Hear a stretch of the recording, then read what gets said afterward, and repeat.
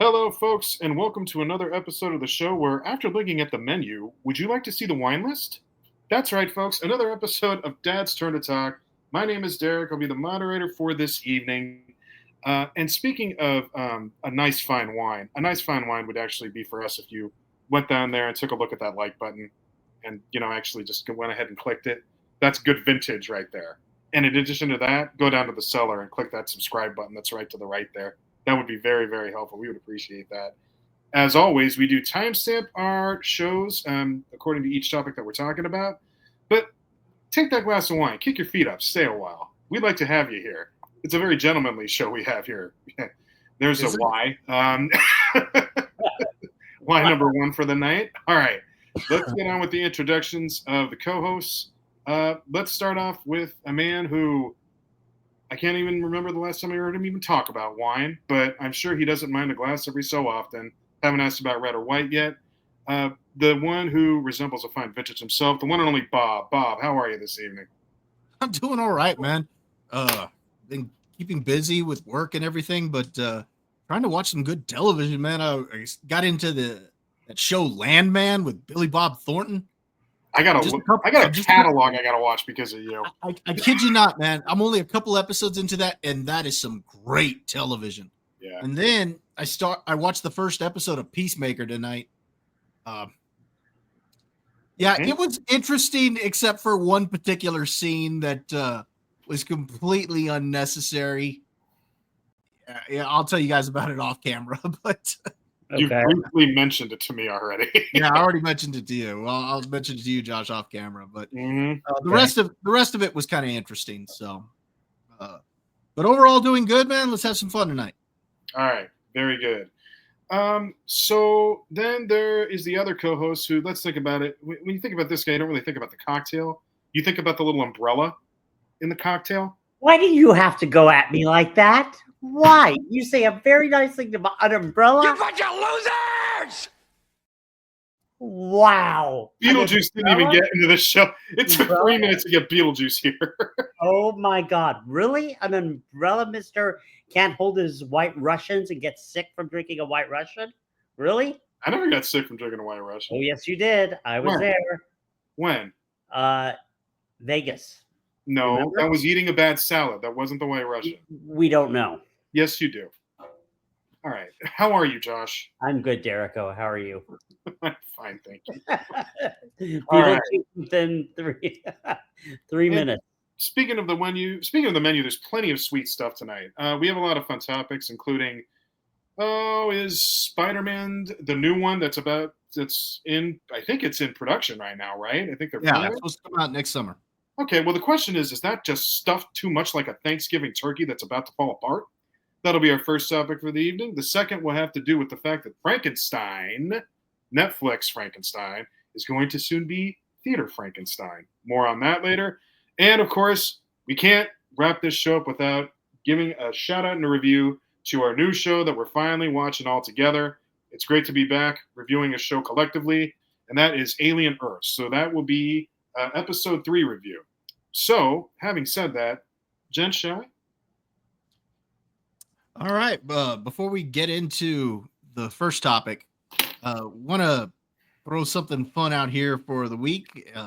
Experimenting with an idea here, and today we're going to be having our dad joke of the week. All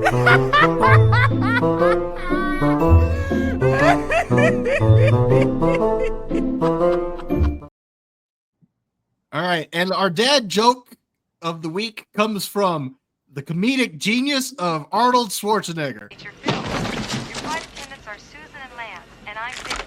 Do me a favor. Don't disturb my friend. He's dead tired. Waka! Oh my God, Commander. We brought up Commando a number of times on this show, and that was a beautiful tribute. That's our dad joke for the week. All right, let's go ahead and get into that first topic here. Yes.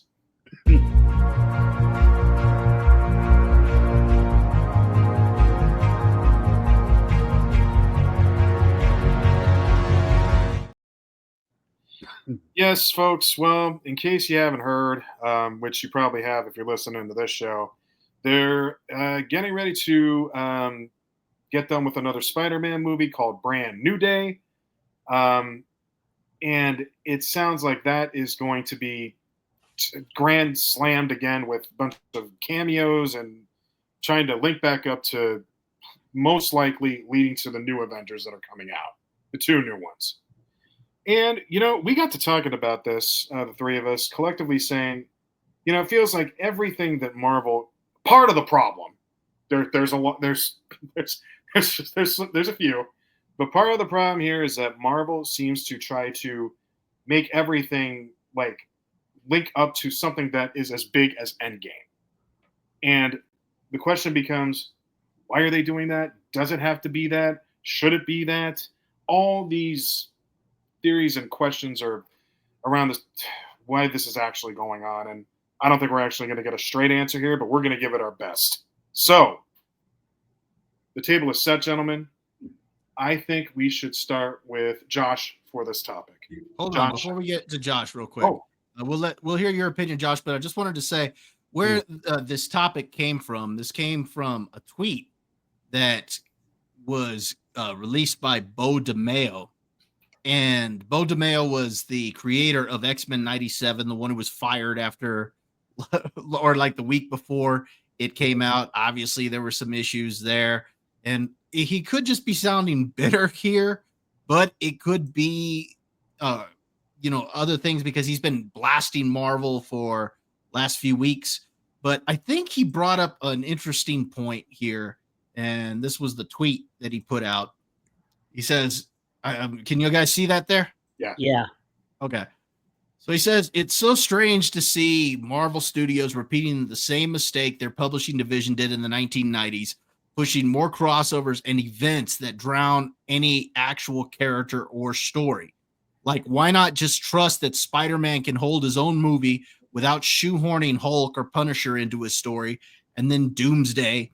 Like, less is almost always more, especially when Spidey has a massive rogues gallery that remains unexplored. After Endgame, they should have pivoted back to the very contained, budget-minded solo films with no crossover, exploring how each character dealt with the aftermath of the blip. Instead, each movie has continued to burden us with more crossovers that try and fail to outdo Endgame. Now, since then, there's been a report coming out that Florence Pugh is going to be making an appearance in Spider-Man Brand New Day. Yeah. So they're saying here in this article that it's over on MovieWeb that we already know the film's supposed to include Mark Ruffalo and John Bernthal. There's also rumor that Daredevil's supposed to show up and Kingpin. However, a recent rumor suggests that yet another popular hero is joining the film. According to Daniel Richmond, Florence Pugh will reprise her role as Yelena Belova in Spider-Man Brand New Day.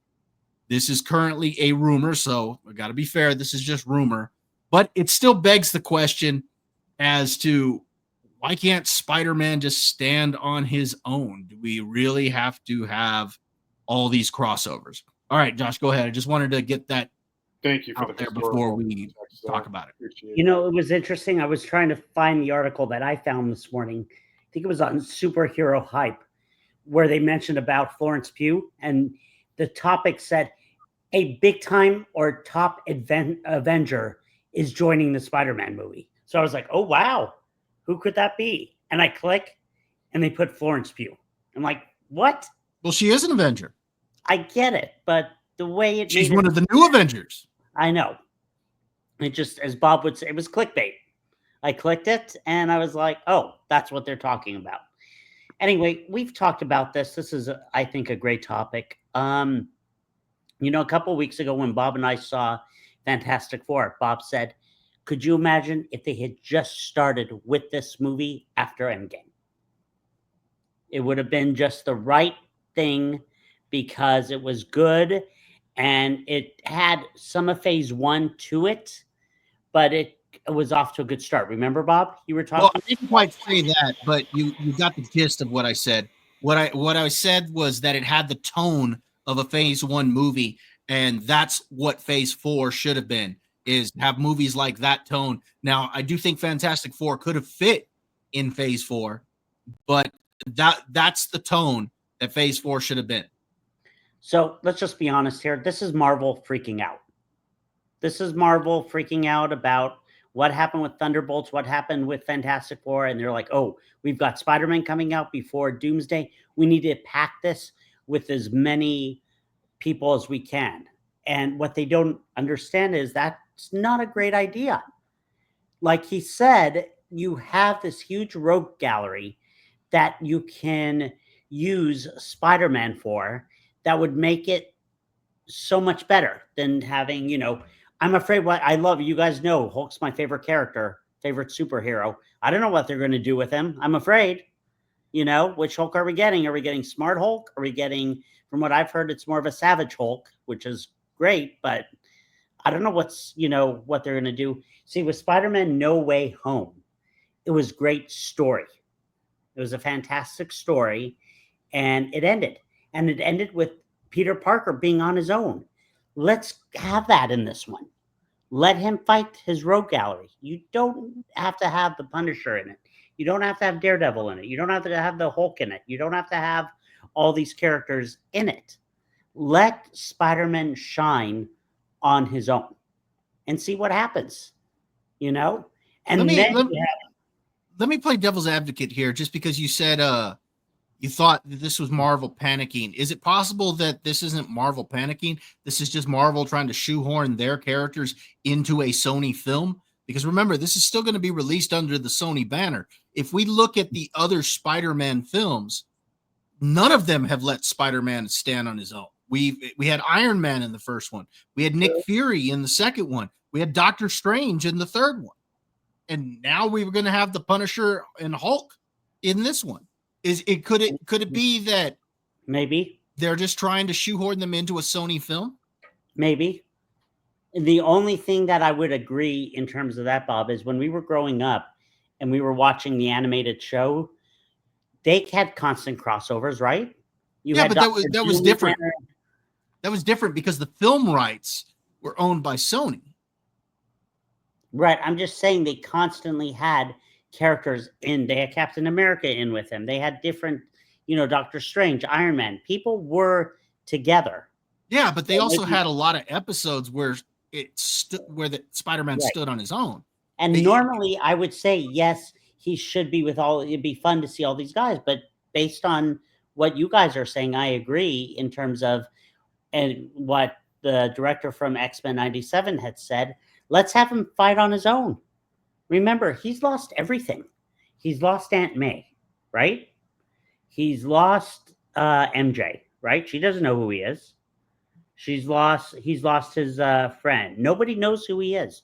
Why not let him build it back up and fight these new characters and see if he can bring people back?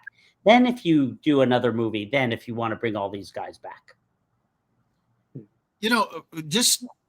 That's what I agree with you that we need to see Spider-Man on his own.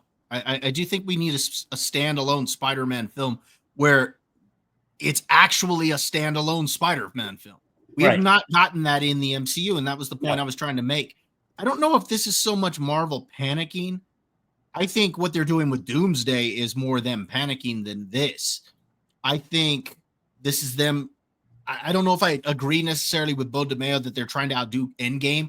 I'm beginning to think that this is just their pattern, that they're shoehorning their characters into the Sony film, part of the partnership, that they're trying to get their characters there, and get them some exposure, and maybe characters like Yelena and especially Yelena, maybe not so much the Hulk, but Yelena, the Punisher, they'll get exposure by being in that Spider-Man film. Right. So, and then if Daredevil ends up there, same thing. These are characters that'll get more exposure. I mean, granted, Daredevil already had quite a bit of exposure, and same with the Punisher from the Netflix show. Right. But they'll get even more if they're in a Spider-Man film. So I think that's more what it is.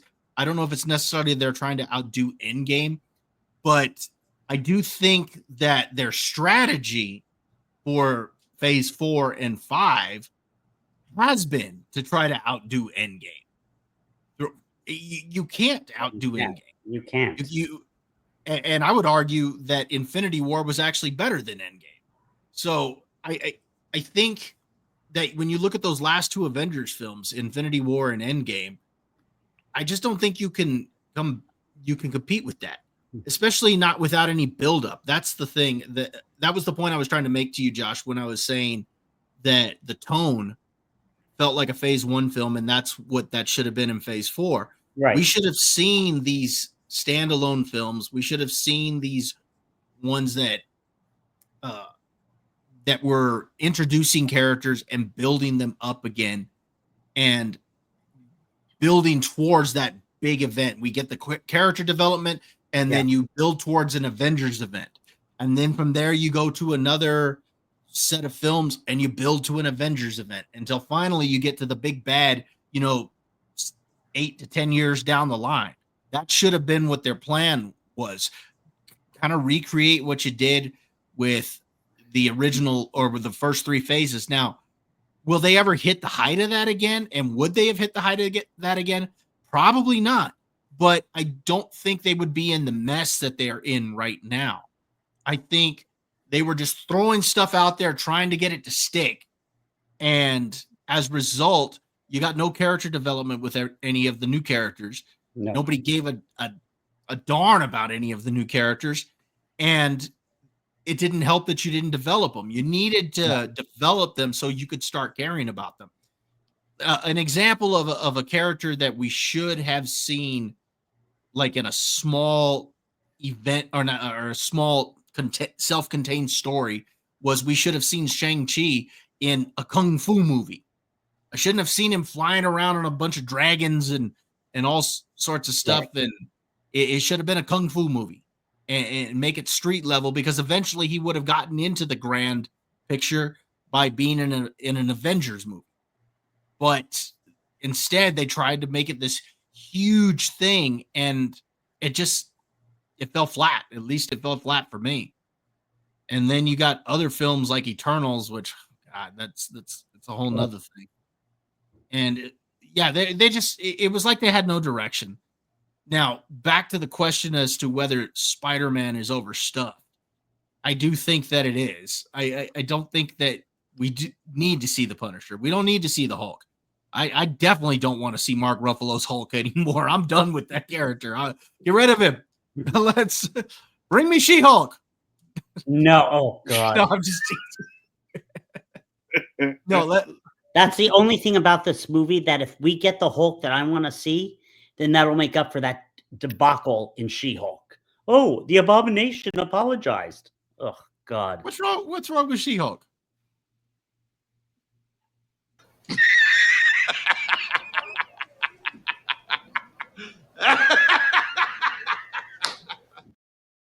Was that Derek or you? I'm not doing anything. Gosh, we've already answered that question to you. Oh God. Several times. You know the answer to that, so why'd you even ask? She-Hulk. Good Lord. Mm-hmm. Yeah, so I do think it's overstuffed. I do think we need a standalone Spider-Man film. Let him be that friendly neighborhood Spider-Man. Yes. And let's see him fight a bunch of crime. Now, there is an interesting rumor going around. I do want to share this here real quick. I think this is kind of interesting concerning the film, and I think this would be a good idea because it does look like the film is supposed to jump ahead a few years. Do you guys see this? Yeah.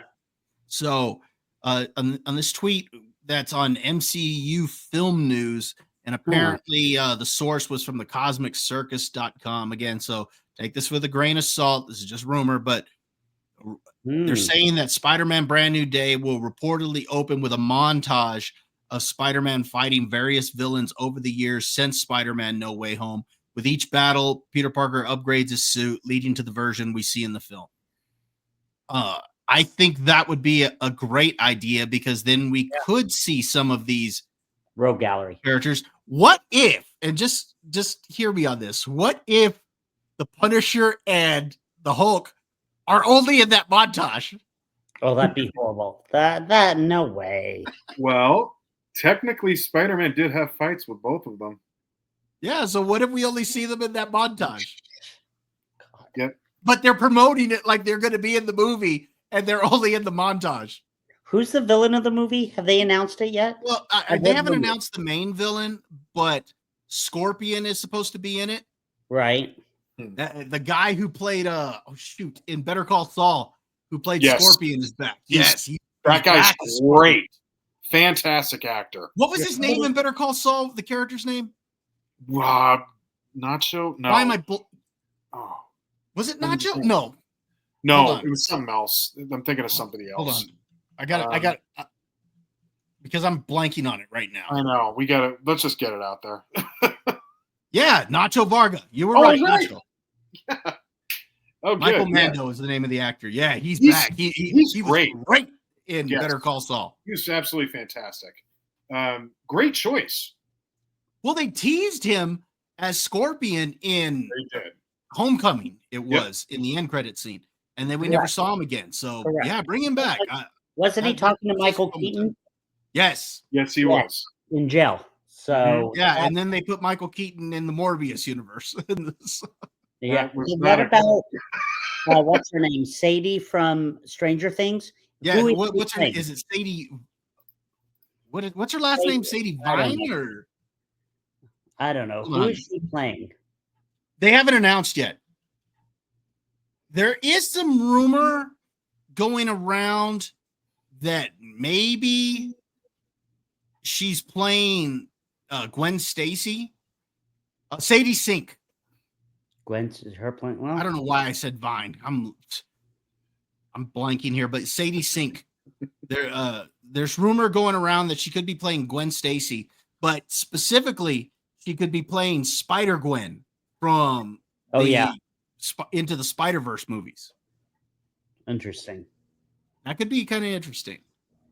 And then you heard they just announced Tremel Tillman has been signed to the movie, who was the voice of Norman Osborn in that animated show that came out earlier this year. But nobody knows if he's going to play Norman Osborn or not, or some other character. The other rumor I heard about was the guy who plays Steve in Stranger Things. Yes. The one who plays Steve Harrington? Yes. What's the name of the actor? Joe Carey or Curie? Yeah. Who plays Steve Harrington? The rumor is that he could be playing Harry Osborn. I saw that and I like that idea. I really like that. I can see that. I still would love to see the Hobgoblin. We still have never seen the Hobgoblin in any of the Spider-Man movies. What's his name? Ned is supposed to be the Hobgoblin. Right. They joked about that in No Way Home, remember? So what if we see Ned? Isn't one goblin enough in that place? No, I mean, they always... I don't think we need to see the Hobgoblin if we're going to see Harry Osborn as the Green Goblin down the line, or if they're going to do Norman Osborn again. I think just me personally, again, back to answer the question of if it's overstuffed. If the Hulk and Punisher and all these guys are in it and they play fairly big roles, then I think it is overstuffed. If we only see them in the montage and we actually have a standalone Spider-Man story, I'm cool with that. I would be cool with that. I know you say you'd hate it, Josh, but I'd be cool with that. Okay, what about you, Derek? What do you think about all this? Because Bob and I have been talking up a storm with it. What do you think? Do you like this? Do you hate it? Well, okay. So I will start off by saying the Tom Hoddington, is that his? God, I'm blanking tonight. Holland? Tom Holland, thank you. I will say that when they have brought in other heroes, it has actually worked for a bigger theme around, kind of overall. It makes sense. It made sense in the movies that we did see, because he's meeting Iron Man. Iron Man is the one that gives him the suit. Iron Man is the one that kind of takes him under his wing, funds him. So the relationship does add up. I mean, it's still shoving more superheroes in there, But at least they're trying to make a story out of it make sense. And actually, as it turns out, the villain in the movie is stealing from the Avengers. So, okay, all of that does work together and has logic. Even in the second one with Mysterio, Nick Fury comes back and tries to kind of help with the grief of Tony Stark and the event, and the blip and all that, and aims to kind of be a father figure to help Spider-Man get through it. I mean, not like a very loving one because Nick Fury ain't warm and fuzzy, but he still tries to help. In all fairness, it did turn out he was a Skrull, so that's true. I think for John Favreau is the father figure for him after.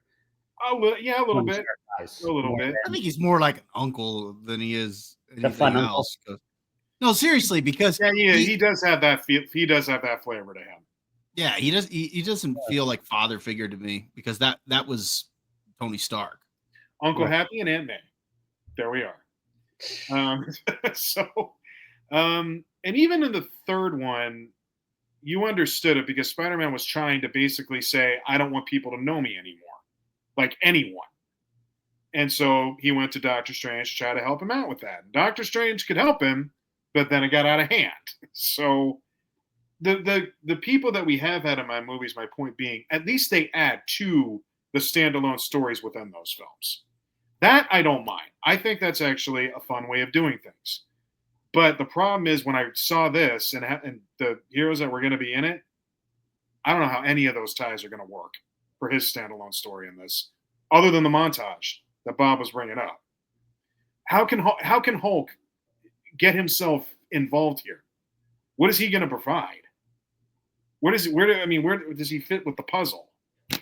He doesn't, because it's weird, because in Age of Ultron, when he's under the spell of Scarlet Witch and he attacks everyone, it was because of that, being in the spell.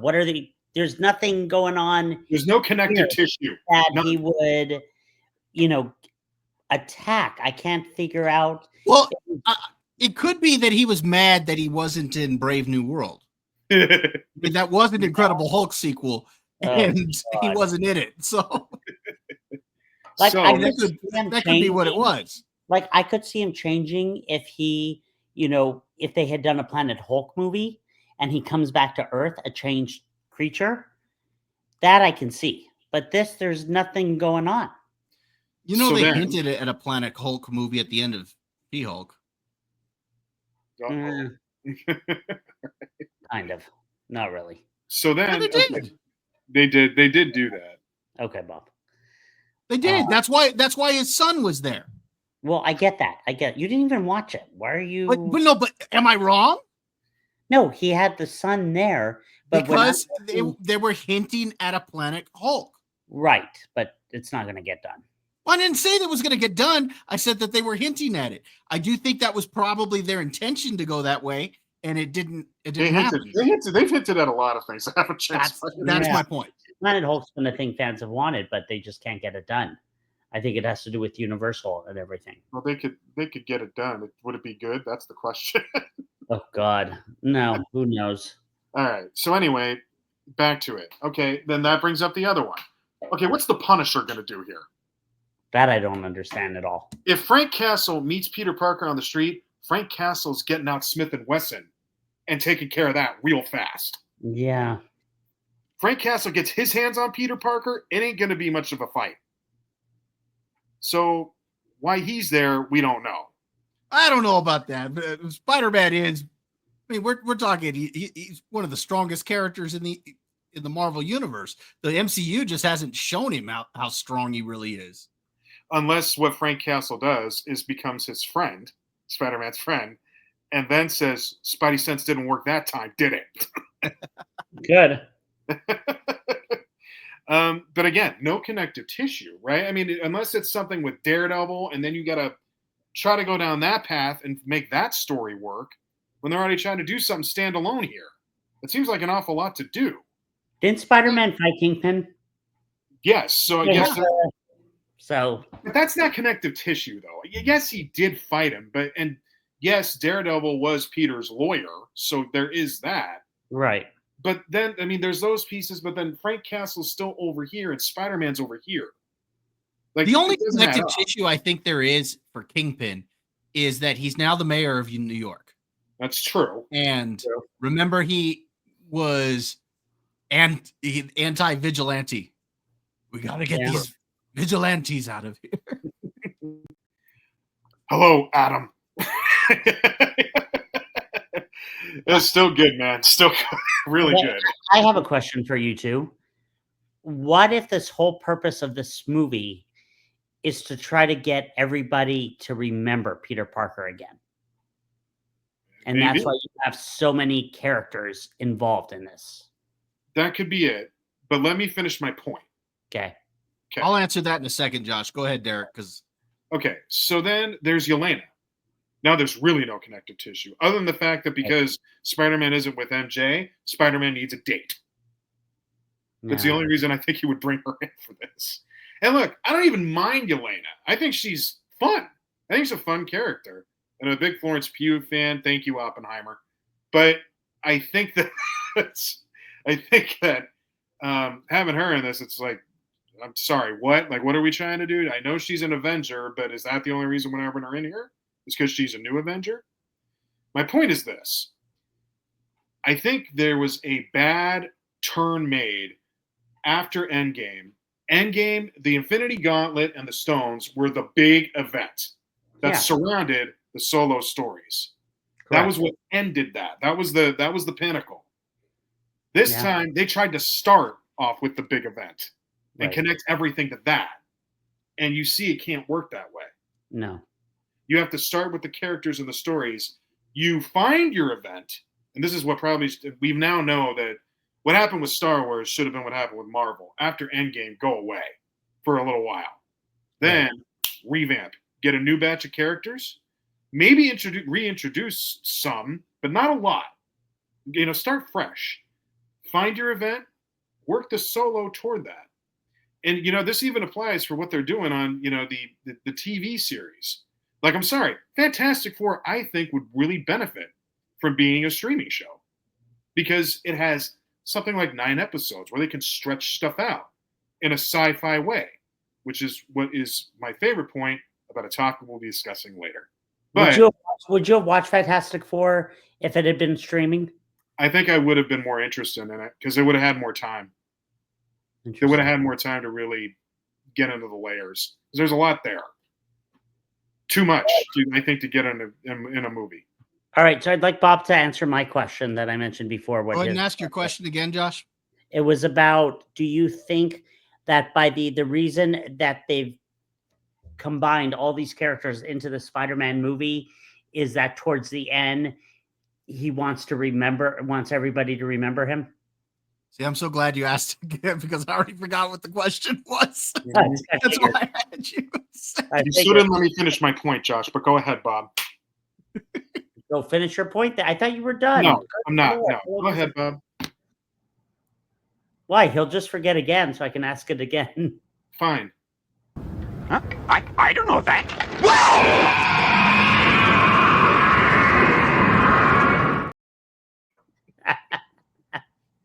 So, no, I don't think that it's to try to get everybody to remember Peter Parker. I think he's just going to start introducing everybody or himself to everybody as Peter Parker.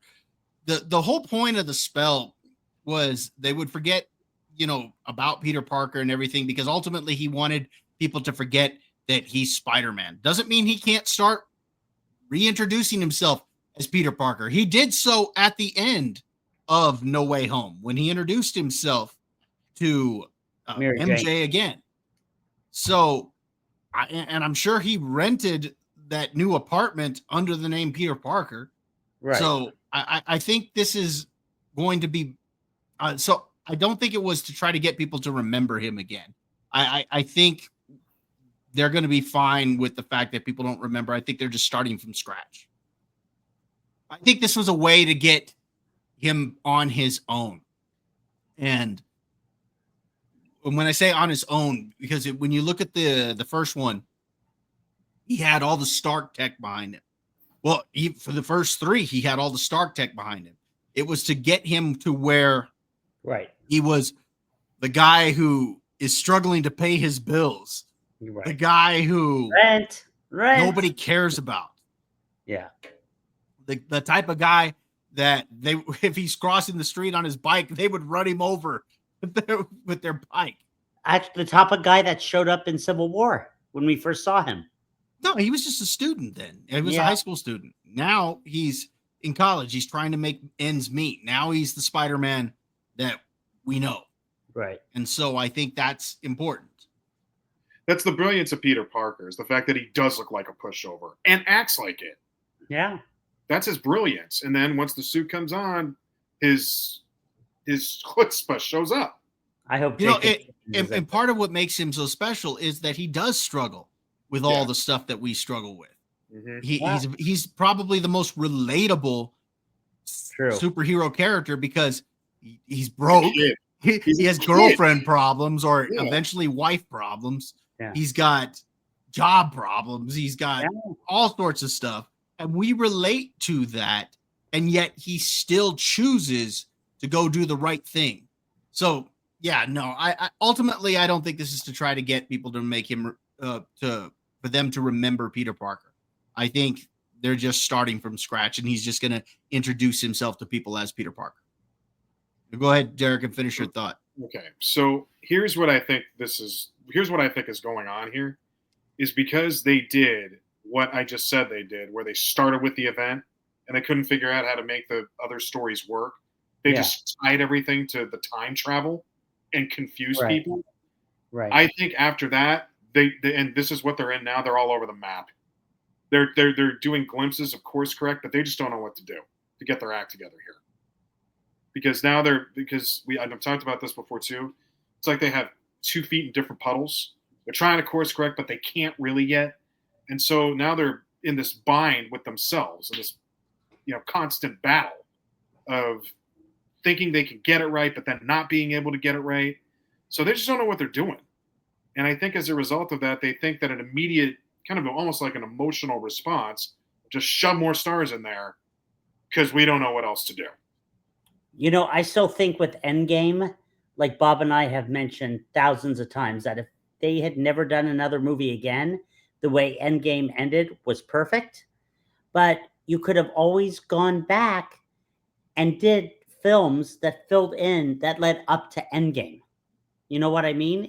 There were so many stories that were not told that you could have done that. Now, the only thing I would say is if you had wanted to start after Endgame like they did, maybe they should have gone for X-Men. Or something big that everybody knows versus going for these minor characters. And then, like Bob has said, gradually you bring these characters into these movies like they did Hawkeye, remember? Like they did Black Widow in Iron Man 2, where you start to know them and you start to like them. And then you're like, okay, I could see them in their own movie. You know what I actually probably would have done if, like, once it stopped there. Yeah. I would have waited the 3 years and then I would have reintroduced Deadpool. He would have been a guy I would seriously have surrounded the new Avengers with. That would have been great. He has that kind of a Tony Stark vibe. Tony Flair. Yeah. He has that Tony Stark flair. Hello? Anybody home? Hey, think with fly, think. That's fair. All right. So I think Sorry, Derek, I couldn't help myself with that one. No, it's fine. I understand. So the Tony Stark vibe is something that Deadpool had, but then you need, like, I would have tried to find another 4 or 5 newbies to try to introduce to get some new mojo, some new blood. Yeah. I've already talked about Ghost Rider. That could be easily redone. Yeah. The Fantastic Four could have been a big streaming series. That would have been fun. Yes, you can introduce the X-Men, but I think that could wait with the other characters we're trying to onboard as the new ones.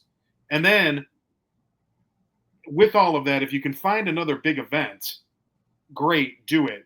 But I don't know if it necessarily requires that immediately either. You can just start telling stories, good ones, and kind of just roll with it until you find one. There doesn't have to be some big.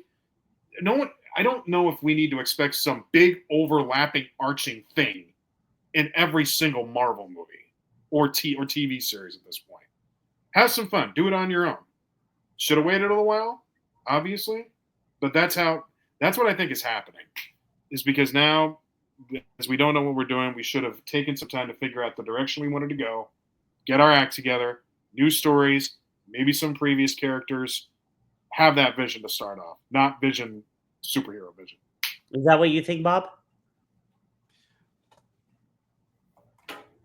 You know how I feel that they needed to introduce new characters. If they weren't going to recast, then they needed to introduce new characters. You're going to have to.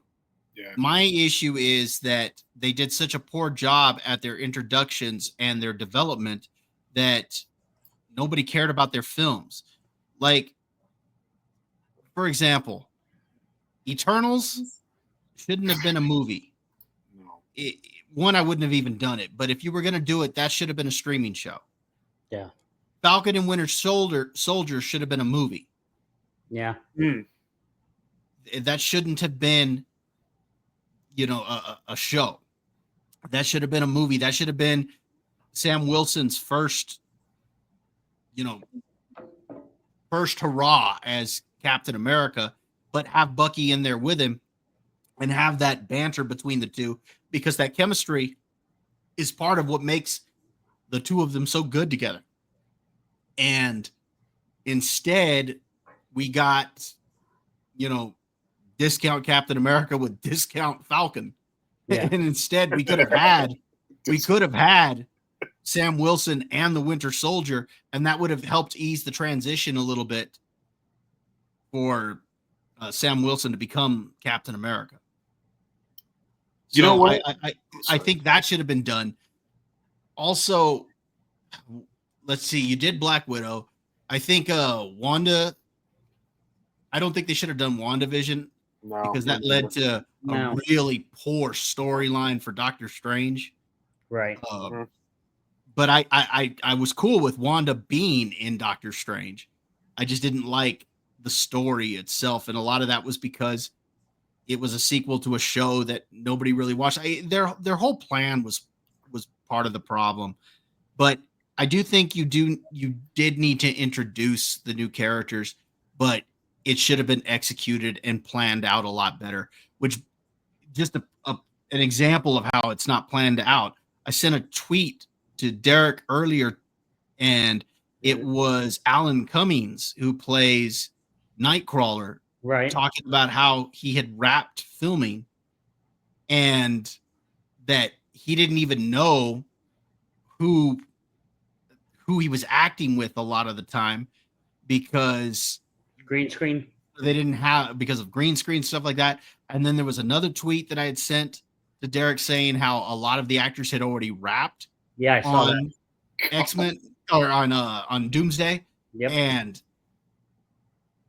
they don't even have a finished script, and they're saying they're going to have to come back for the reshoots. You saw that Reed Richards, that his character's already wrapped up. Which now we wrap up Pedro Pascal, I'm good with that. So I don't think we're missing much there. Yeah. Great. But yeah, it's just weird. Now, I do want to trust the Russos because I thought they've made the best films in the MCU. Yes. But when I hear stuff like that, that's got me worried. That has me worried. But isn't that also, this is unfair to them too. Now they have to try to clean up the mess of everything else that was done. And that shouldn't be on their shoulders to do that. True. That's not fair. And if Doomsday's crap, then everybody will look at the Russos saying, "You guys screwed it up." No, it was already screwed up before they got there. Yeah, I don't think. I think everyone will agree with the Russos. It'll be like it was already screwed up. I don't think everyone will agree. I don't know about that, dude.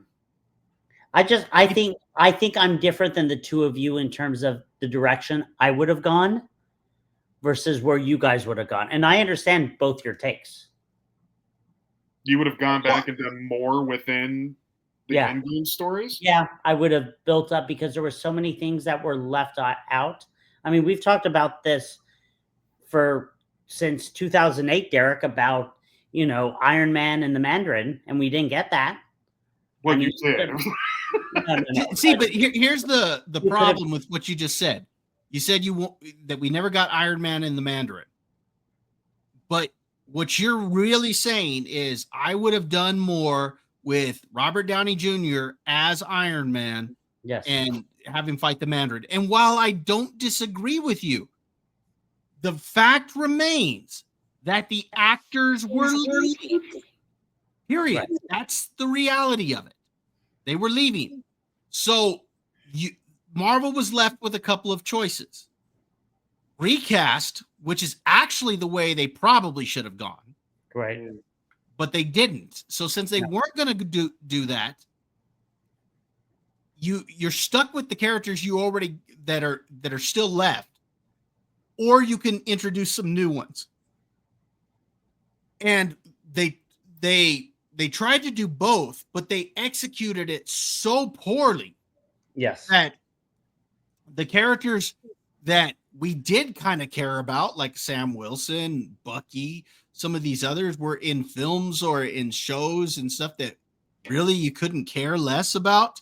And then the new characters get introduced in them, and you could even care even less about them because they were so poorly introduced. Right. And then when they got their own standalone stuff, it was even worse. It's almost like to me that and I mentioned this before, Derek, you can plug your ears because I'm about to say Star Wars, but like, it's almost like they sit there and they say, oh, everyone loves the Ewoks. We're going to do a movie based on just the Ewoks when nobody wants that. And two of them, in fact. Yes, they wanted to do, everyone's like, oh, check out this connection between Vision and Wanda. We're going to do a film about that. Oh, guess what? Sam Wilson. We all love Sam Wilson. Not as Captain America, though. We loved him as Falcon. And they could have pushed that. And they didn't. See, where they went wrong with that storyline is that they hinted throughout the other films that Bucky was going to become Captain America. They hinted at that. Right. They set it up only to turn around and give it to Sam Wilson because one of the current runs, which is not very popular, had Sam Wilson as Captain America. So they went that way. And I think that I think they made a lot of those decisions because they were trying to promote their newer comics. Right. They were hoping that their success on film would boost the comic division. I really think that there was something to that. In the comics, who killed Captain America when Bucky took over the mantle? I don't know. Derek, do you know? Did he die, or was it the Taskmaster? Somebody killed, and that's how Bucky became Captain America. And that's what I originally thought they were going to do. I thought they were going to do that storyline. I want to say it was something in the street where Captain America dies and then Bucky takes over the mantle. Yeah. Let's see. Am I right? Okay, so let's see. Civil War. So it looks like it happened after Civil War. Yeah, I think it did because that's how big Civil War was in the comics.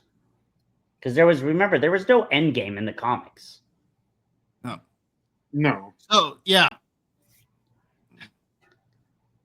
So they could have explored that. But they wanted to. But they had their reasons. And they were stupid reasons. We all know the reasons. We all know the reasons. They had their check marks, and that's what they did. And now they're paying the price. Yeah, it's sad because like a show like Thunderbolts could have really had some benefit being a show. I think if Marvel had found a new way to like really put their vision toward that, like a show like Thunderbolts really I think could have done great on its own just with those characters. Yeah, that would have been a great way to really get into them. Is just have a show about them. Yep. Yeah, and then and they had their own brand of humor. They had enough like action around them where things could have really happened. They had their own stories you could have gotten into. There was a lot to work with there in terms of a show, and it just off course. Don't know what they're doing. All over the map. Honestly, Jericho, I still think you would have liked Fantastic Four. Well, you can think that all you'd like to, but that's really not true. I'm just saying, I think it was much better than we thought it would be, and I think you would have thought it was okay. I was already really disappointed by Superman. I don't need to be disappointed again. Okay? I already know what I would have thought of that. All right. I know myself. I know my mind. I know my body. I know my soul. And it would have sucked. Okay? It did suck. That's But the you still dumbest won. thing I've heard you say. Good Lord. Oh, but well, you know what? Maybe I was owed one because of how much dumb stuff I've heard you utter out of your mouth. I've never mind. Right? Thank you. All right. Now that that's done, are we over this one, boys? We went on a long. Yeah, I think bottom line is It's it remains to be seen if it's overstuffed. It's going to be, we're going to have to see how they handle it. Yeah.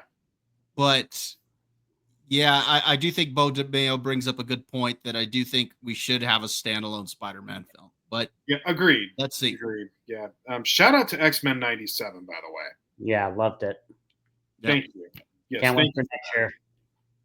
Well, we'll see how season 2 goes because he's not involved. He's not there anymore. Well, he's going to be on Twitter a lot during that. Sure he will. Yeah. Or maybe you'll just let it speak for itself. Anyway, let's move on. What do you say we move on to topic number 2? Best of luck, Spider-Man. All right, here we go.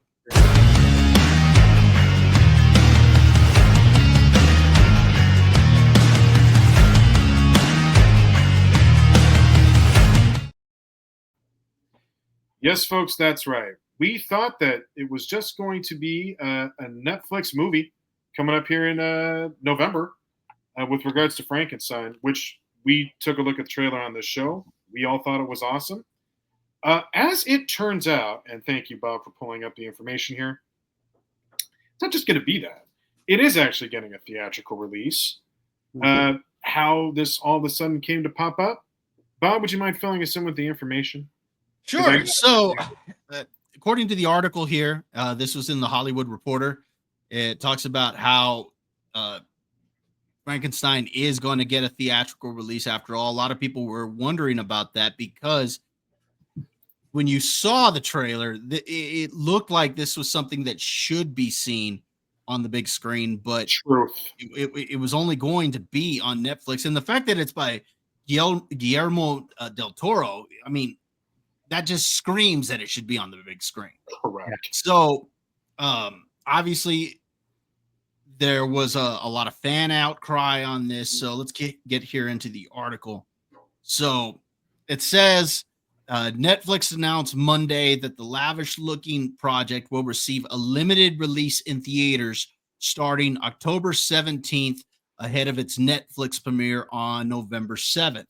So that actually will give it, let's see, 2 weeks. so it comes out the 17th, 3 weeks. 3? That it's going to get in theaters. It says when the trailer was released back in June and the streamer declared the film premieres globally on Netflix in November.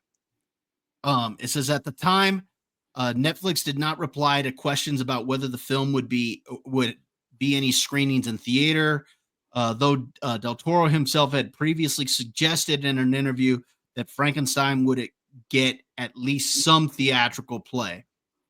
So there wasn't any hint on that, and there was a lot of fan outcry at the time.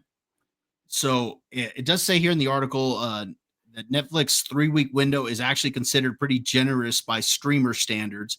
And I think that that's probably true because do you remember when that film with the Rock and Ryan Reynolds and Gal Gadot came out? What was that? Red Notice? Yes. Yeah. When that came out, that got it was like a week or a 2-week release. I think the last Ryan Johnson Knives Out movie, what was it, Glass Onion? I think that got like a week release or something like that. So I could be wrong on that one, but I think that one got a short release. So basically, Netflix did listen, and they decided to go ahead and give this a 3-week run in theaters. I do think that that's probably a pretty good time frame, because most movies tend to make it, what is it, like 45 days at most? Yeah. Or if you're Superman, it's 30 days before it comes out to digital. So I think that's pretty fair, being that this was always just intended to just be a Netflix film anyway. So yeah, I'll go see this in theaters. Will you, Derek? I'm not gonna wait 3 weeks. I'm gonna go see it. I don't know yet. It's hard to know. Yeah. But I will. No. You know what, Josh? You go. It's time for your thoughts. I'll share mine at the end here. I mean, look, I'm excited for this film. I think it's great that they're releasing it in theaters. However, how many people are going to go see it? Like, when it's going to be on streaming. Bob just said he would. I get it. I get Bob is going to see it in the theaters. I get it. But this is something that all three of us have spoken about. So say a normal person says, okay, I'm going to go see this in the theaters, right? They're going to spend 15, 20 bucks on that. They're going to spend money on popcorn. They're going to spend money on drinks, candy, food, all that stuff. And it's going to be 40 or 50 bucks, when in just 3 weeks' time, you can literally watch this for what, 10 bucks, 20 bucks, whatever Netflix subscription you have. Hold on. You forgot hot dogs. I forgot hot dogs. Yeah, That's right. Now, just to play devil's advocate here. Hold on 1 second, Bob, before you do that. Bob just took his voice to see Teenage Mutant Ninja Turtles the other day. And fantastic movie. Love it. And he told me, he's like, I told them, eat something before the movie. You know, I'll get you some drinks. That's it. We don't need to. Did they do it? Nope. They wanted popcorn. They wanted hot dogs. They wanted popcorn. Okay, but you're leaving something out, and this is where I was going to play devil's advocate. Okay, go ahead. I could have told them no. Okay. I chose not to. I didn't have to do all that stuff. Now you're saying, well, you're going to theater and I'm going to get popcorn, I'm going to get drinks and all that. You don't have to do any of that. You could avoid Starbucks for 3 days and you would have, that's your movie ticket right there. So now let me play devil's advocate, Bob. Would you see this movie if you didn't have another movie channel review that you do? Yes. And you would go and see it? Yes. Okay. I would. I'm looking forward to October. Tron Ares, Frankenstein, Mortal Kombat, and then just a couple of weeks after that, we got The Running Man. Okay. Oh, and then after that, you have Stranger Things. Oh, and then Fallout comes out in December. Oh my goodness! Followed by the finale of Stranger Things. Also, Landman season 2 comes out in November. I am going to be that is a a loaded slot. fourth quarter. This is going to be great. That's a loaded fourth quarter. Well, I'm excited for this movie. I want to see it. Will I see it in the theater? I don't know. Maybe. But if not, I'll definitely catch it on Netflix. Okay. All right. Here's my take. I think this may be the trial run for everything I've been saying about the movie theaters changing their business model. Okay. You can't tell me, Josh, that there is not an audience that is going to flock right to that movie theater to go see this. There will be. I hope. I really hope. I don't hope. I know. Okay. There will be people who, when you watch this, you didn't honestly think to yourself, really? No movie theater? We're just. Oh, no, I was shocked. Like, I was shocked that it went to Netflix. At time, movies that I love, I'm like, so heck, I was shocked Happy Gilmore 2 wasn't in the theater. But remember, like, we grew up going to the movies and seeing that stuff. So it's just. All right, let me ask you a question here, Josh. Because you said that you'll see it, but you don't know if you're going to go to the theater, if you'll just wait for streaming. If Happy Gilmore 2 had gotten a 3-week run, would you have gone to see that one, or would you have waited on that one? I probably would have waited. Okay, now I'm going to really throw a red shell onto this one. Go for it. What if the He-Man release is only like 3 weeks before it comes out to streaming? Yeah. Are you going to go see it, or are you going to wait for streaming? No, I thought it's going to theaters though. It is going to theaters, but what if it turns out it's only a 3-week release? I don't care. I'm seeing it in the theaters. Okay, you see, so this has nothing to do with the fact that because it's going to theaters and the pricing or any of that. What this has to do with is, am I interested in it enough to go and see it, or am I just going to wait? That's what it is. I don't think you're interested in it enough to go see this one. So when you bring up pricing and all this stuff, it's because you just don't have the interest level in it. You don't think I have a point, Bob? You don't think I have a point about the price? Well, you don't think I don't have a point too? You could avoid getting the popcorn and all that stuff. You could just buy the movie ticket and tell you what. I tell you what. If you join the movie club, they'll give you a free ticket. It pays for itself. Yeah. And then you get discounts for everything else. So, Derek, you're going to the theater to see it. I don't know yet. I don't know. I said that. He's debating that one. Yeah. Well, I could easily, okay, but you got to remember, the only reason I'm saying that is because there's already a lot I want to go see in October. okay. So I don't know if I'm going to have time to hit this or not. So I already Okay. got Sean Aries. I already got, isn't the Predator one? Is that coming out then too? Oh, shoot. You might be right. Yeah, I think Because so. I think they Mortal Kombat? But you know what? I think the Predator comes out. I think that one comes out in November. Oh, is that right? Okay. What's the name of that one? Because Killer of Killers was the animated one. Badlands. Yes. That's the name of it. Yep. It's supposed to release November 7th. Yeah, so it's Okay. the week November. after Mortal Kombat, I believe, Yes. or maybe even the week after no, that. no, it's but- the week. No, that's after Running Man. No, because Running Man got delayed a week because you're it was right. supposed to be the same week as It is. Predator, and they moved it a week so it doesn't Okay. compete with that, Got it. Doesn't compete with which is it. cool because that gives us an extra week to talk about the original Running Man on here because Sure. we're gonna do the original Running Man and then we're gonna do the remake the week after. That's an event. Well, so then, okay, but that's still, I've already got 2 movies I want to see in the theater. There's probably one I'm forgetting I also want to see in October as well. So that's 4 films that I got to try to make sure I get myself to. That's a lot. And I'm It probably is. going to want to put the other stuff ahead of it only now because I know that Netflix is going to release it, but I still do want to see it in the theater. That's a theater movie. Okay.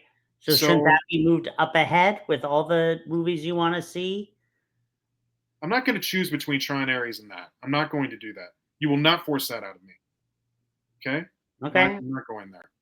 So you're saying it's a good enough movie to be in the theaters. You want to see it in the theaters. You'd like to, but there's other movies that you like more than this one. No, I said there were other movies that I would like to also go see. And getting to the theater that many times may be hard for me. Okay. Okay? So I already listed a bunch. My point being here, Josh, is don't think there's not an audience that's not going to go see this.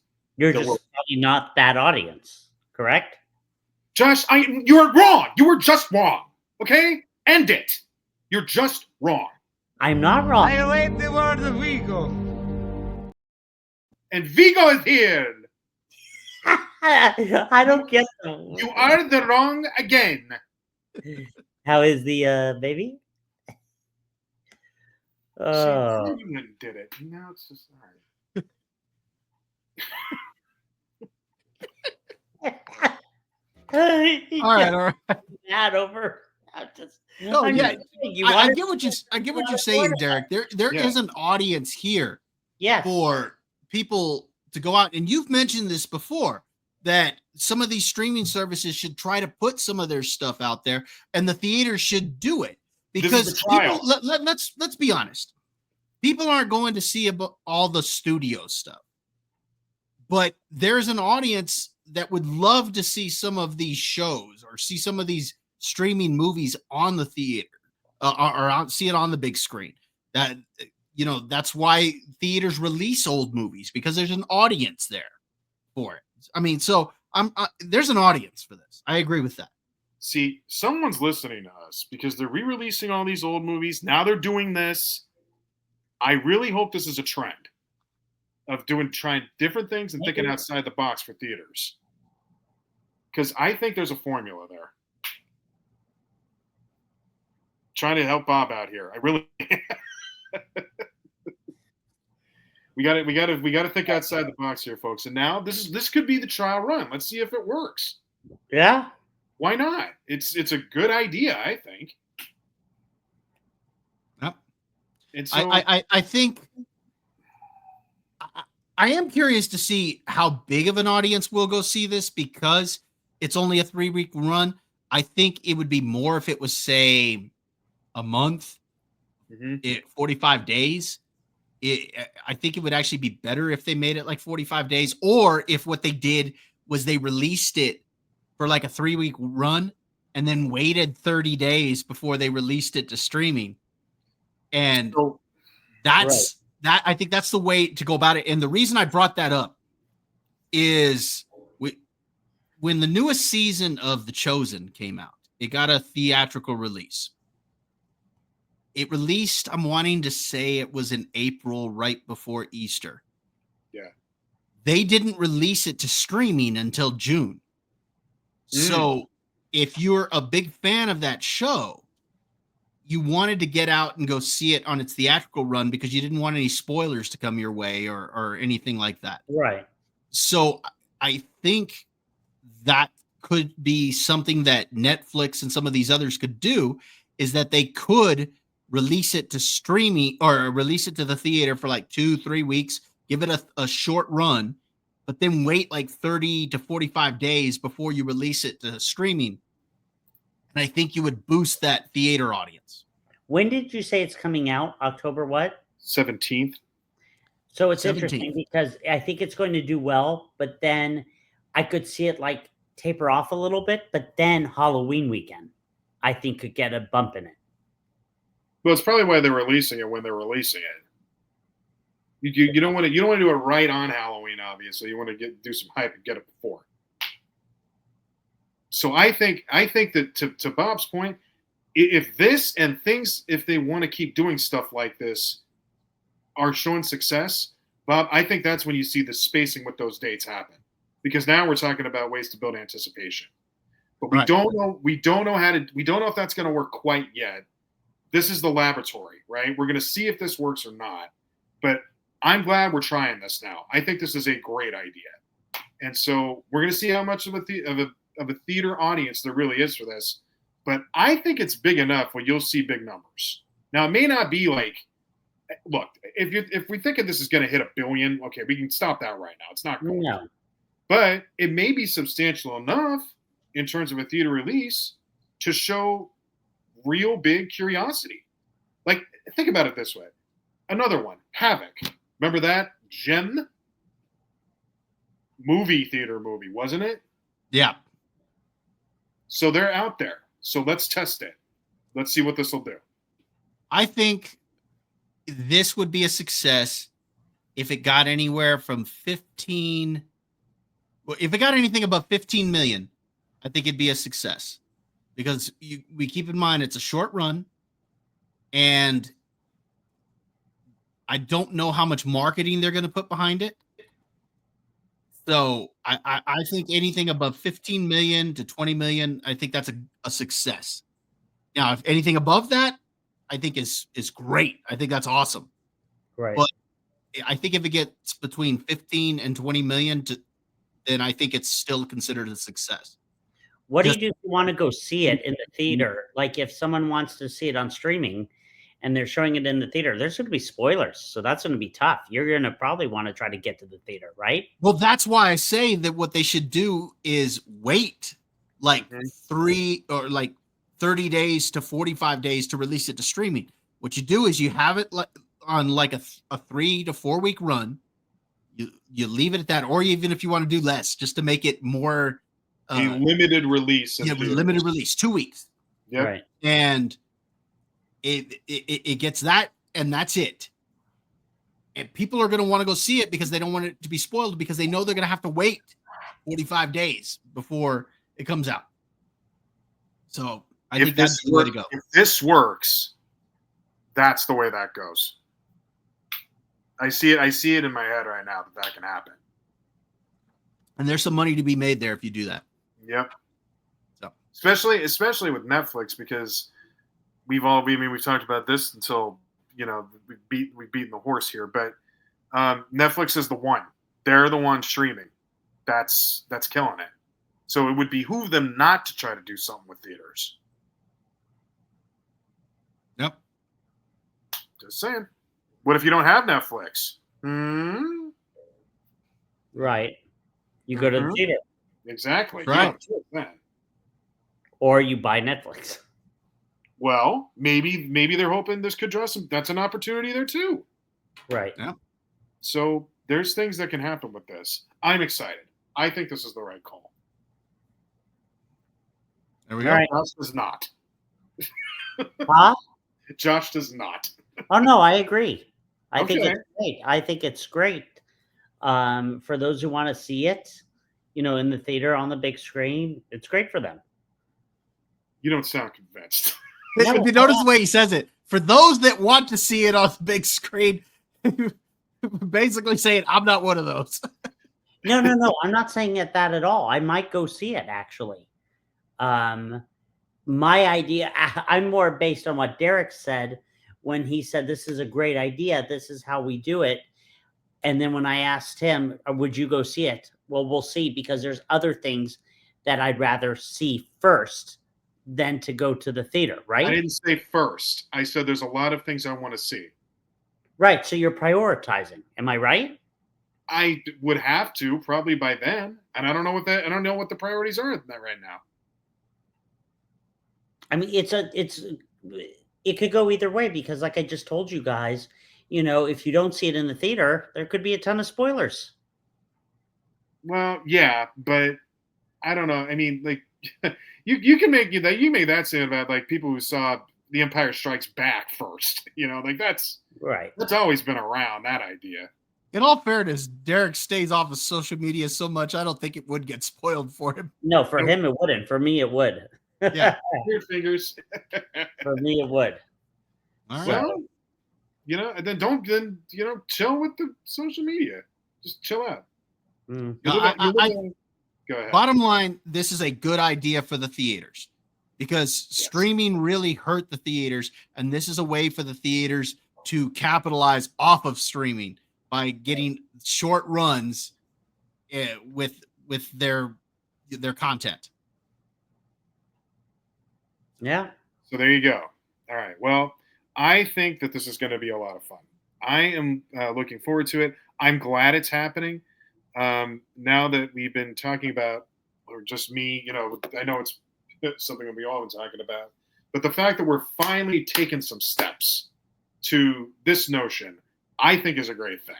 So I'm curious to see how this is all going to work out. Maybe it doesn't do as well as I'm hoping it will, but at least we're giving it a shot, and that's better than doing nothing on it. So I'm looking forward to it. All right. All right. Anything else on this? Nothing. I can't wait to watch it. You're going to get up off the theater to see it, Josh. You want to see what Frankenstein looks like bad. Don't BS me. Oh, I'm a big Frankenstein fan. I will probably try to get into the theater if I can.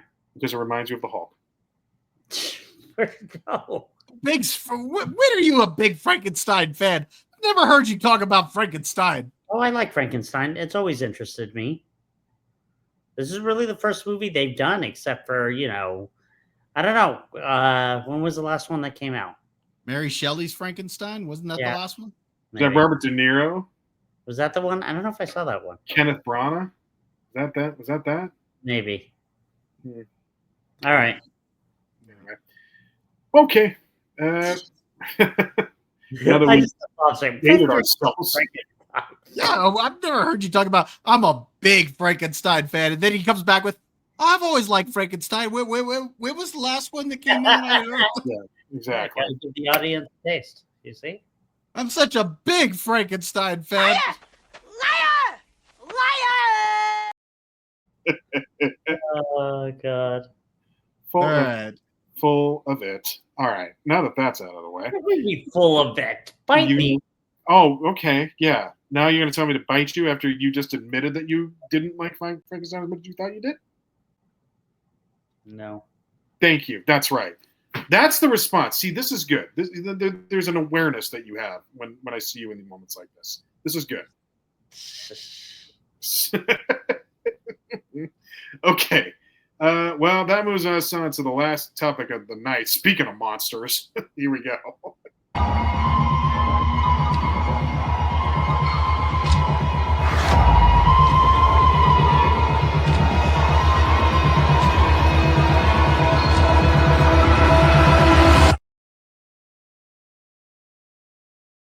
That's good, man. That's good. Very, very well done. All right, folks. Well, we told you we were going to watch it. We have done so. We are all caught up. All of us are here. This is episode 3 of Alien Earth. Here we go in terms of the review. Bob, let's let Arnold get his thoughts out first, though, if we could.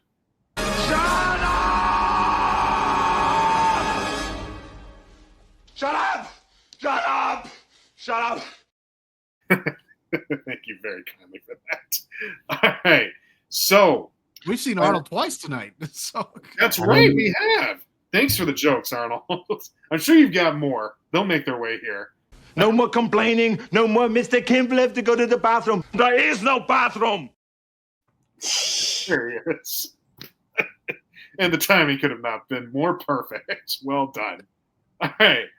Let's talk about Alien Earth. Josh, I'm nervous No, about start with Bob. You start with Bob this time. Okay. Bob, if you would please. I enjoyed episode 3. One thing I'm really enjoying about this show is I'm enjoying the world building, because when the original Alien came out, and the original series of films came out, we know that there's this corporation that kind of controls everything, is kind of running everything, and they send people off to their deaths to go get this species, bring it back, and it don't matter if they come back alive, just bring me the creature back. And they're running everything. If you watched Alien Romulus, you find out that a lot of what they're doing is that they're trying to achieve a lot of health benefits and immortality. And you find out in Prometheus, what role the engineers play. Ultimately, they're the creators of the alien species and all of that. Well, I guess technically David is kind of that too. But I mean, so my point is that there's a lot there. But it all goes back to this corporation that's greedy. And you always kind of wondered what that looked like on Earth. And you get that kind of answered in this show, as you find out that Weyland Yutani is only one corporation. They've got, a section that they control. And they say in the first episode that they control the moon and they control Mars, and they've got these deep space explorations that they send people out on, which you assume that Sigourney Weaver's character, Ellen Ripley, that she's already out on the Nostromo and they're already out in deep space right now. And maybe the events of this show will lead to them, the company diverting the Nostromo to the planet where they ultimately encounter the alien species, so all of that is there. But you see a whole nother aspect to this. You see that there are other corporations that got their portions. That you got this one Prodigy run by this Boy Cavalier character, and his thing is he's trying to get these androids to have human consciousness. Yeah. And I think it's interesting the way they've done this is that he himself is kind of like Peter Pan. He's not he's almost a character who hasn't grown up. Yeah. And Wendy, is kind of, supposed to be kind of his Wendy. And then they name all the androids after Lost Boys and stuff. So I think that's kind of cool. But they're a whole nother corporation that that are exploring this aspect, and then you find out that there are cyborgs and all that stuff. So you kind of get answers as to where, a lot of the androids came from. How do they serve with other companies and stuff like that. So you see what Earth looks like during all of this. And I think that that's really cool to see that aspect of it. I also like the fact that we see other alien species. Now, of course, we got to see the xenomorph. I mean, the xenomorph is the main alien, and we've got some good action so far with the xenomorph in the second episode. We saw a little bit in this one where Wendy went toe to toe with the xenomorph. I actually kind of like that we didn't see that initial battle. The door closed and then it opened up, and the head's just like all ripped off and stuff. So yeah. I thought that was kind of cool. You also see something interesting because in the original Alien series, we know that the face hugger, attaches to the face. It lays an embryo inside. Well, when they do this, or when they get the face hugger in this one and they dissect it, they actually pull out the embryo. It's like a live thing already. Yep. So I thought that was kind of interesting that it was already alive, and they introduce it to the guy's lung. You haven't seen what it does, how it works yet. Didn't it attach to the lung? Yeah, they haven't seen how it works. They're just introducing it. All they know is that it gestated inside a human host, and they know that because of the tubes, or not the tubes, the sleep capsules or whatever they are. That they're where the bodies were in, and they had the holes in them. So they know that that's how they reproduce. So they're going to see it firsthand. So now we're gonna get into some fun here in the future episodes. I like the concept of introducing a human consciousness inside these android bodies, and I think it's cool that they're still kids in their mentalities. So I like that. I think there's some very interesting stuff here. Obviously, episode 3 was a little slower than episode 2, but that's fine because there was a lot of good, like I said, a lot of good world building done there. I thought it was real interesting that the Boy Cavalier character, again, he's been wanting to develop these androids with these human consciousness and make a lot of money off of it. Of course, he says, "Oh, it's about what we can do for the world," and of course, I just want somebody to be able to converse with that's on my level, my equal, and whatnot. But obviously, it's about making money and we know that because he's now collecting all these alien species. He literally dropped everything that he was working on. Oh, now I got this shiny new toy over here. Let me go explore this and let's see what I can get out of this. So I'm curious to see where episode 4 is going to go, especially because we see that there's some issues with the Wendy android still. The way that it ended, she's obviously still not functioning properly, and how that's going to play into it. I'm pretty sure we're still going to see more with her and the brother. So, because as far as I know, the brother survived, right? They just removed the lung. Mm-hmm. Right. So, and they tested the lung, right? Yeah, as far as I know, they just removed a lung.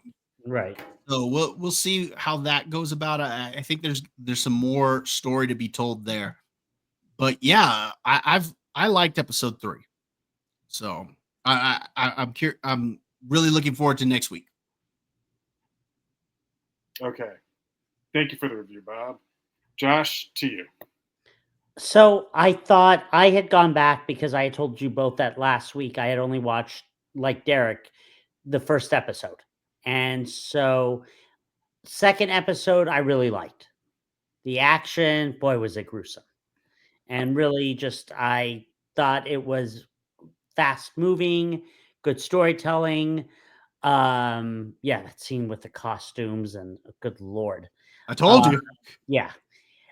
I thought this episode was, like Bob said, and by the way, I thought your review, Bob, just now was excellent because I actually thought this episode was slower for me. And Derek, you said something to me the other day that I really appreciate. You said you have to have almost like a knack for science fiction, for sci-fi. It's a different type of, you kind of have to follow along and get used to it and that type of thing. And I think for me, I'm struggling with some of it, with trying to kind of determine, do I like this? Do I not like this? Like the scene with the alien and with Wendy was awesome. I like that part. And then to me, it just starts to drag a little bit. And I don't know if it's more of, because it's been so long since I've seen the original Alien, that I'm just like trying, because the last Alien movie I saw was Prometheus, which I did not like at all. I saw that in the theaters, was not a fan of that. So look, I'm invested, what, 3 episodes already? The 4th, I'll continue it. I'm just like trying to figure out, I just don't know. I can't tell if I like it or not. Like, there's some good parts I like, but for me, it's like once I hear Bobby explain it, to me, I say, oh, okay, that makes more sense to me than when I first watched it myself. And so I have to just like, and I'm paying attention to it, but I don't know. I'm just like, it's interesting. It's interesting because there are parts I really like about it. And then there are parts like from Tuesday night where I just think it's slow moving. And I'm like, nothing's happening here. Let me ask you a question, Josh, and this is not an I got you. It's because you brought up an interesting point. Yeah. You said about how Derek pointed out, you almost have to have a knack for sci-fi. Right. What is your favorite science fiction movie? Well, obviously Star Wars. Okay. And the reason I point that out is because that's a very different type of science fiction movie. That is a fairy tale in space. Right. That's what it is. It is a fairy tale in space. Right. You know, as opposed to if you watch something like Star Trek, which is a submarine battle in space, or like my favorite science fiction movie, Interstellar. Right. You know, that's like an epic in space, Right. but it's a slower great movie. Yeah. I mean, you're used to this fast pace in sci-fi, and Star Wars is almost the wrong vehicle for science fiction because because in a lot of ways it's not science fiction, even though it takes place in a futuristic type world, even though obviously it's not the future because it happened a long time ago. But my point is that it's a very different type of sci-fi than what this is. Like if you go back to the original Alien is very slow moving up until the creature bursts out of the guy's chest. Right. And that's what, like 45 minutes, almost an hour into the movie. Yeah. So, I mean, it takes a while before you get there. Right. Right. And so look, we'll see if it gets better for me or not. I mean, that's really I'm just trying to figure everything out. Like you've got that doctor who's, doing all the experiments, and I'm like, okay, so what's going on with him? What's that? And now the black guy who shot who did he shoot? I'm trying to remember who got knocked off the shuttle. You're talking about the cyborg. Yes. Morrow. He was the security officer on the ship. Correct. That crash landed. So, but you said the doctor. Which doctor are you talking about? Not the one who with the white hair. Oh, he's an android. He works for the android. See, he works for Prodigy. He works for Boy Cavalier. So, but I think he's an actual android. He's not one with human consciousness. He's an actual android. Okay. Android. Okay. Mm-hmm. All right. And the reason I say that is because they point out that Wendy was the first to have human consciousness in an android body. Right. So she took out the alien, but they have more that are they took out the face hugger out of the egg, but there are more eggs. Correct. So that's not. So the one who died obviously wasn't the main alien. No, There's no, no. multiple. We're gonna get some more xenomorphs. Right. Okay. So we'll see. It's just one of those things. I'm just not like, I don't know. We'll see what happens next week. See how I like it. Go ahead, Derek. Maybe I'll understand more. Give us your opinion. Okay. I loved episode 3 because, and I was telling Bob this earlier, what episode 3 does a perfect job of is utilizing how this alien, like a piece of the alien story, can really benefit off being a show. This is what I was trying to say about Fantastic Four. The fact that you can tell this level of what this sci-fi story is by stretching it out. Josh, I know you may think that's slow, but if you watch the Alien movies, and I'm even talking about the good ones here, it takes a while for that action to get started as well. Now, eventually it does, and it Right. hits hard, which is great. Correct. But it still took a while to get there. There's a lot of anticipation and slow-moving series and sequence in order to get to that real serious action. Because you have to do that level of exploration to figure out how all these things, how these aliens work. Right. I get that. So that's what I loved about this show is it took the time really for that level of questioning to really get developing. There are some things that, and well, actually, I should say this too. The beauty of it is that it left you with even more questions than answers. So now Wendy is somehow linked to these aliens now. Right. It's somehow linked to the xenomorphs. You're not really entirely sure as to how, but she's linked in some way. That's it. Yes, we saw that the embryo enters through a lung, but like I was saying before, you don't know how that works yet. And we have to give props to the Anything Alien with the way that it incorporates slime and ooze and Right. gunk. Acid, like the acid that came out of it. Yeah, and it just was, gross fluids. Like yeah. the Alien movies do. Anything Alien does such a great job of that. Even the bad ones do pretty good with it. But that's what I love about this show is that it has time to take its time. And with good sci-fi, that's what I think it should do, is take time to go through the layers. And in this, there are a lot of layers. I brought this up last week, too. There's a lot of elements of real life that if you're doing a great sci-fi story, whatever's happening in real life, if you take that, put it into a sci-fi story, that can make a really great sci-fi story as well. And we already have the idea of, corporations going at each other.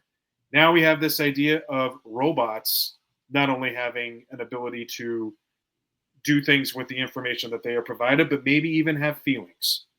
And what would that look like? And that's the idea of the subconscious, being transmitted into one of the beings. But all these things wrapped together to tell this, yes, this one is an overarching story here, but all those themes tying back into this is very fun and very interesting to watch. They're adding a lot of dimensions here. And it's a lot of fun to go through all of them. That's why I like this so much. And the Alien movies do a great job of that too. We're talking about the ones that we all like here. They do a great job of that as well. But remember, like I was just saying, that takes time. This takes time too. Morrow may be my favorite character in this whole show because he has a menacing face the whole time, even when he's like terrified, like scared to death, and he's shaking. His face still doesn't really move. Correct. It just stays stone. All he does is just kind of shake. So that's why I love that character so much. Great character. I got to say, I'm having a blast. I'm having a really good time with this. I can't wait for episode 4. I think you will probably get more action. I will say that the visual of Wendy coming in first, like thinking that, oh no, she may be a goner here. We're not sure if we can save her. Followed by the alien that is a goner because that head is chopped clean off. Right. Was a great visual. That was fantastic. So yeah, man, I'm up for it. I can't wait for the next one. I think it's going to be a lot of fun. I think the whole show is. It shows how strong they are. These androids that they created, that they actually have a lot of strength and speed. Yep. If she's able to go toe to toe with a xenomorph and win. Rip its head off. Yeah. Dang. Well, and that's what Wendy was saying. She's like, put us in there. Like, we can take them. Like, she knew that there were skills that they had. So there we go. What did you think about that? What's the name of the character? Let me see. I think the name of the character is Curly. The one she's like, so Wendy's your favorite? And he's like, yes, Wendy's my favorite. Can I be your favorite? No. And she's like, well, what if I did this? What if I did that? And then he's like, okay, you know, I can give you this to do and this to do. And she's like, great. Am I your favorite now? No. No. But you're in the running. Yeah. I'm curious to see what she's gonna do because this is kind of interesting here. Because they're still kids in their mentality, they're competing for affection. And that's what this kid is doing. Mm-hmm. Almost competing with an older sibling. It's then that kid who plays that trillionaire is such a creepy little prick, really, at the end of the day. Whoever that guy is plays that role very well. His name's Samuel Blanken. Well done, Samuel. You did a great job. You're doing a great job right now. Yeah, I mean, yeah, he's pretty good so far. Yeah, I'm frustrated because I want to love this as much as you guys do, and I don't. And I'm trying to figure out why. Well, there's a lot of people who really don't get into sci-fi too, and there's nothing wrong with that either. I mean, that's meant for a specific audience as well. Because I think, Bob, you said on Critic List this was probably 50-50, depending on... Yeah, so let me pull that up real quick. Yeah. So first off, let me see what it's sitting at on Rotten Tomatoes. Yeah. Let me look it up. Alien Earth. Okay, so right now, currently, for the audience score, it's sitting at a 72%. Okay. But it doesn't tell me how many votes there are. So on Critic List, let's see what it's at.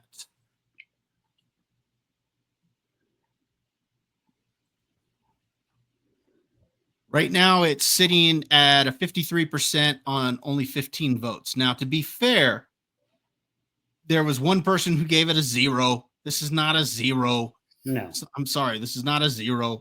Okay. So that's going to bring the score down. But there were a few people that gave it some pretty low scores. There are several that gave it most excellent scores. Just to kind of put in perspective, Lily put her review up. She's got it at a 55%. Is that right? Okay. And she saw it, but I think she did put that up based on the first 2 episodes. The way she said it is that it looks beautiful. It captures the look of the original, but she's not a fan of the story, at least for the first 2 episodes. But she did say she was going to keep watching. All right, that's exactly where I'm at. Would it be better if Nosferatu was in the movie? I bet you she would like it then. Oh, and if Austin Butler. I don't know. She's holding off judgment on Austin Butler as far as that new film of his coming out, Caught Stealing. Yeah, the biography or the book that she read, right? Yeah, well, I think it's actually supposed to release next week, but I think they're supposed to have a special screening of it this weekend. I'll try to go see it, but I don't know if I'll be able to or not because I think that's on Saturday. So, but anyway, that was her thoughts. Okay. Or those were her thoughts. So the point being is sci-fi always usually has it has a mixed reaction because you're kind of either into the genre or it's really just not your thing. And the reason that sci-fi is as successful as it is because that audience that does love it is diehard for it. Right. They won't give it up. So with this one, all the diehard people who really love the alien stuff are obviously going to really, really enjoy this. I mean, maybe some people won't, but the point being, yeah, it's not surprising that Bob loves it, Josh says, and I love it too. That's a mixed bag. See, my other stuff's going to be. My other issue is, and it's so minute, but you guys know this about me, is I tend to watch a lot of stuff on my iPad Yeah. because I pay attention, because I'm holding the iPad and I'm watching. With this, since it's been on FX and Hulu, and I can't get Hulu on my iPad, and I tried to watch it on my iPad with FX, but it had the commercials. So I've watched every episode on the big screen, which is great. I know, but I'm constantly on my phone. Well, put your phone down. And I do. And I Put your phone do. And but then I am picking my phone up. So I don't know if it's just causing me to not engage, like I'm just not into the story. Leave your phone in your bedroom. Like there are parts that come up, like when she fought the, alien, that I was totally into. But then where's the parts with the experiment and the talking, and I just lose interest. Right, but please don't try to say that the reason this is hard for you is because you can't pay attention to a television. No. It's not that. I'm just trying to understand why this isn't my favorite show. Maybe just say maybe it's just that you're not into it. Well, don't say I have to watch it on my iPad for me to. No, I'm saying I'm losing track of the show when I'm watching it, and I don't know if I'm losing interest in it because of that. And maybe I would like it more. I'm trying to like this show because I feel like we're all three similar. I finally figured out why he doesn't want to go see Frankenstein on the big screen, because it's not on his iPad. No, that's not it at all. Come on, really? But I'm just trying to understand, why do I like it? Do I not like it? It's okay if you don't like it. It's fine. I get it. I'm just trying to figure that out. So maybe by episode 4, I'll be able to kind of make a decision on it. I have a feeling we're going to be in the same spot next week. Yeah, I have a feeling too. How many episodes are there? 9? Let me 9 see. or 8 to 10. That's usually what it is.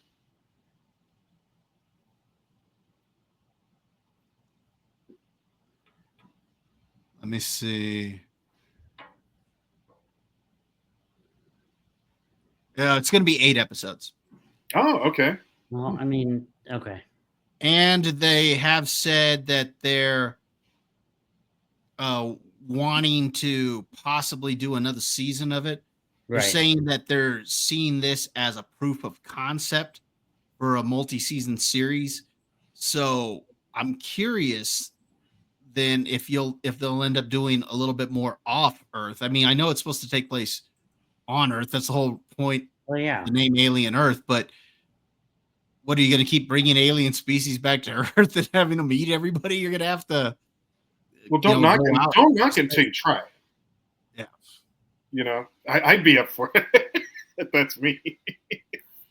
So yeah, I'm curious to see what they'll do with that. But so far, I'm digging the show. Me too. Obviously, there's some problems with it, but the problems for me are pretty minute to where I'm still enjoying it. Yeah, there's some dialogue stuff where it's a little cringe, but you also keep in mind that they're kids in adult bodies, so they're going to have silly dialogue because they're talking like kids. And about the biggest complaint I could have is that, like, in the first episode or whatnot, some of the characters make some stupid decisions, and we're talking about like some of the search and rescue team. But otherwise, that's nitpicking. As a whole, I'm enjoying the show. I think I can say the same for myself too. Josh, we'll wait for you. Yeah, I appreciate it. We'll see what happens next week. Maybe it gets better for me. Well, it doesn't have to get better for you. You have to warm up to it.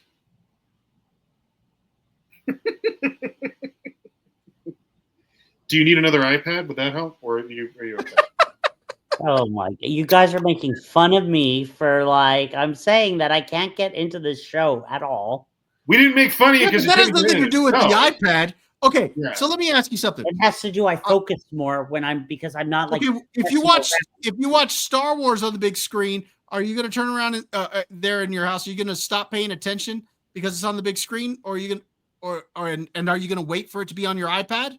No, well, Star Wars I can watch. Okay, you see, that's the point. If you're just not interested, you're just not interested. which I think that's where I'm leaning towards, but I'm still Okay. trying to give it a chance. Yeah, but don't use Yeah, the but iPad that's as not- an excuse. If that's you're not- not yeah. interested, you're not interested. I don't think you guys are understanding what I'm saying. I'm saying No, we understand you. We understand you plenty, actually. no, that I focus more on that, on shows that I really want to like focus on. I watch it on the iPad because I don't like drift away from it. I've done like Daredevil. I watched on the iPad. I enjoyed it. It was great. This I have not watched it, and I just haven't gotten into it, and I don't Right. know. That, like I said, we understood completely what you were saying. You need your Okay. iPad to focus. Forget it. Well, we just confirmed what you were saying. Yes. Okay, thank you. Enough said. Just don't do that next time. Just say you're not into it. I don't know yet if again, it's like Bobby has said this. We have so many similarities when it comes to movies that it's like you two are loving the show. I think it's the greatest thing. And I'm like, why am I not feeling the same? Would an enema help? After episode 3, yes, it would. Yeah. Would you focus then? For episode 3, we'll see what happens. If you had a pipe shoved up there, maybe then you'd I'll pay do better. attention. No, look, Josh. Yeah, if you're just not into it, you're just not into it. And It's the fine. iPad isn't going to make the difference. Yeah, it's all right. It's okay to not be into it.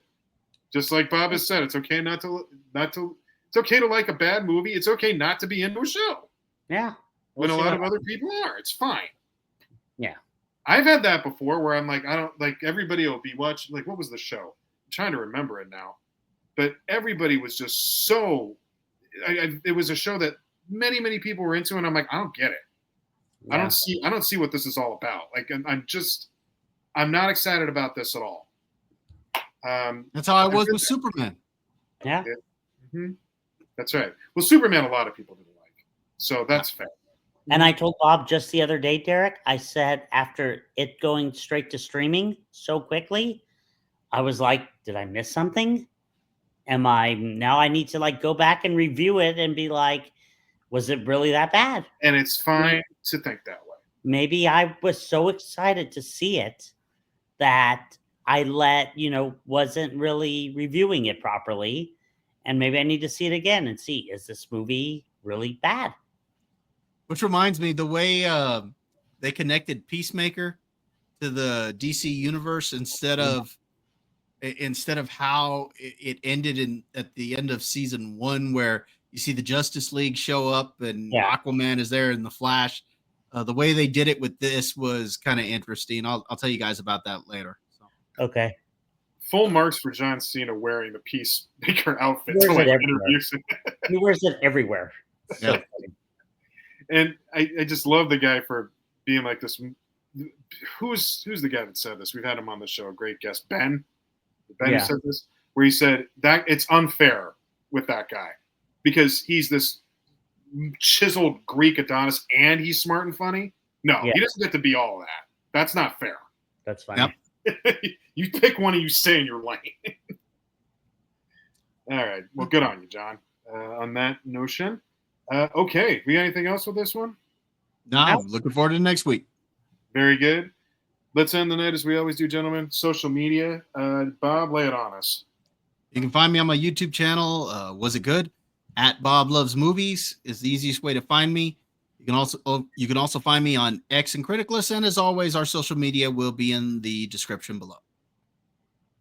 All right, Josh, you're up. You can find me on Facebook and Instagram and TikTok and LinkedIn.